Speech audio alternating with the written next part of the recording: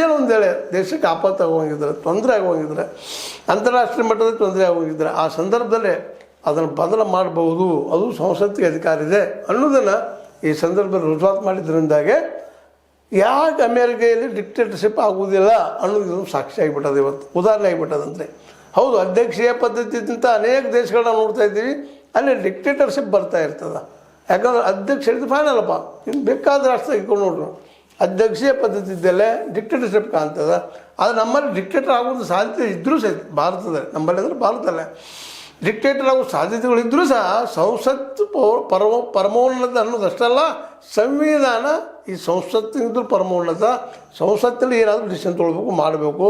ಒಂದೆಲ್ಲ ಸಂವಿಧಾನಕ್ಕೆ ವಿರೋಧಿ ಇತ್ತಂದರೆ ಸಂಸತ್ತು ಸಹ ಡಿಸಿಷನ್ ತೊಗೊಂಡ್ರು ಅದನ್ನು ತಿರಸ್ಕರಿಸುವ ಹಕ್ಕು ಸಂವಿಧಾನಕ್ಕೆ ಅದು ಅನ್ನುವಂಥ ಮಾತು ನಮ್ಮ ಸಂವಿಧಾನದಲ್ಲಿ ಇದೆ ಅನ್ನೋದನ್ನು ನಾವಿಲ್ಲಿ ಗಮನಿಸ್ಬೇಕಾಗಿದ್ರೆ, ಒಟ್ಟಾರೆಯಾಗಿ ಹೇಳುವಂಥದ್ದು ಏನಪ್ಪ ಅಂದ್ರೆ ಬಹುಮತದ ಒಂದು ನಿರ್ಧಾರ ಭಾಳ ಮುಖ್ಯ.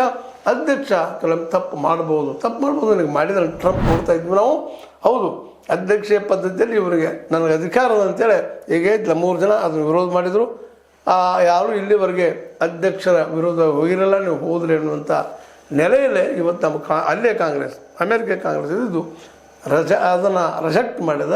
ಅಲ್ಲಿ ಹಕ್ಕಿಲ್ಲ ಅಂತೇಳಿ ಸುಪ್ರೀಂ ಕೋರ್ಟ್ ಹೇಳಿದ. ಹೀಗಾಗಿ ಇಲ್ಲೇ